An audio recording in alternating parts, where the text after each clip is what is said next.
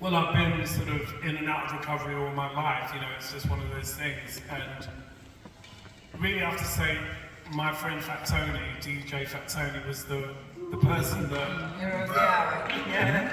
Was the person that kind of drove me insane to get sober. Because he got clean, everyone had to get clean.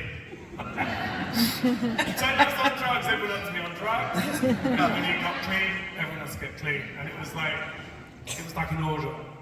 And he would call me every day, and I would try and avoid his calls. I was like, I'm fine, you know.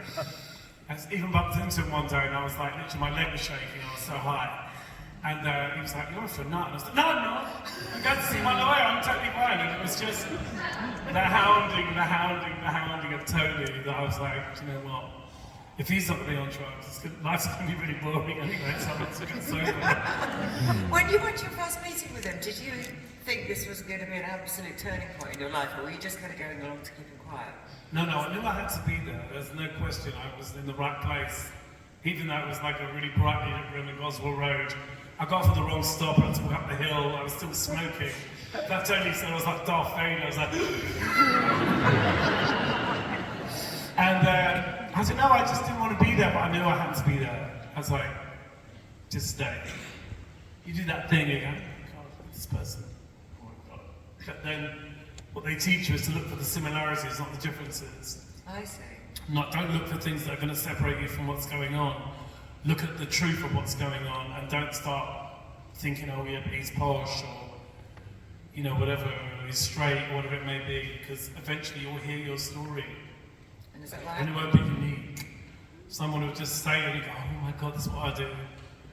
And then it's like... And it might be somebody who could not be less like you, but they're telling your story. Absolutely, but like, you know, and I think that's what it's about, you know, it's quite Buddhist in a way, recovery, because it's like, what are you going to do about it? You know, there's no other solution other than you. So I think in life, you are the solution and the problem always. I mean, it's always you that can solve it most of the time. You know, if you can find a way to look at what you're doing in a different way. And that's all a therapist will do. A therapist will get you to think differently about what's going on. And NA does that, it's very brutal. They say, well, okay, you're a total mess. Where do you think this is going? Yeah. Well, I mean, about at that time when you did finally get sober, you know, you were just barely a year away from being sentenced to prison. I know, I went to prison when I was sober, which was a godsend, because, I mean, I don't know what I'd have done if it hadn't been, but I remember the first day when I was in my cell, I got a message from my sponsor, Beverly, God bless her. She managed to get a letter to me, like, literally overnight, and she was like, don't, whatever it is. Don't do it, because she knew what was going to happen. And I was really proud of myself for staying sober, and I even...